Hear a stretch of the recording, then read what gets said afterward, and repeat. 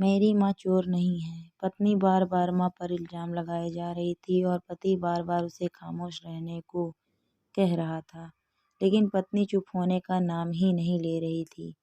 बार बार जोर जोर से चीख चीख यही कह रही थी कि उसने अंगूठी टेबल पर ही रखी थी और तुम्हारे और मेरे सिवा इस कमरे में कोई नहीं आया, तो अंगूठी हो न हो माँ जी ने ही चुराई है। बात जब पति की बर्दाश्त से बाहर निकल गई तो उसने अपनी पत्नी को जोरदार थप्पड़ जड़ दिया। अभी 3 महीने पहले ही तो उनकी शादी हुई थी। पत्नी को थप्पड़ सहन नहीं हुआ और वह घर छोड़कर जाने लगी और जाते जाते पति से एक सवाल पूछा कि तुम्हें अपनी माँ पर इतना भरोसा क्यों है।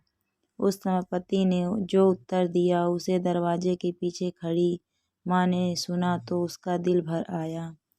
पति ने अपनी पत्नी को बताया कि जब वह छोटा था तब उसके पिताजी चल बसे। उसकी माँ मोहल्ले के घरों में झाड़ू पोछा लगाकर जो भी कमा पाती थी उससे सिर्फ एक वक्त का ही खाना आता था। माँ एक प्लेट में मुझे रोटी देती और खाली टोकरी ढक कर रख देती और कहती थी मेरी रोटियां इस टोकरी में है, बेटा तू खा ले। और मैं भी हमेशा आधी रोटी खाकर कह देता कि माँ मेरा पेट भर गया है, मुझे और नहीं खाना है। माँ ने मुझे मेरी आधी रोटी खाकर मुझे पाला पोसा और बड़ा किया है और आज मैं 2 रोटी कमाने के काबिल हो गया हूँ। लेकिन यह कैसे भूल सकता हूँ कि जिस माँ ने अपनी उम्र के उस हिस्से में अपनी ख्वाहिशों को मारा है, वह माँ आज उम्र के हिस्से में कैसे अंगूठी की भूखी होगी, यह मैं सोच भी नहीं सकता। तुम तो सिर्फ 3 महीने से मेरे साथ हो, मगर मैंने तो माँ के कठोर परिश्रम को बचपन से देखा है।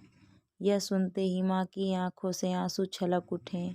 वह समझ नहीं पा रही थी कि बेटा उसकी आधी रोटी का कर्ज चुका रहा है या वह अपने बेटे की आधी रोटी का कर्ज।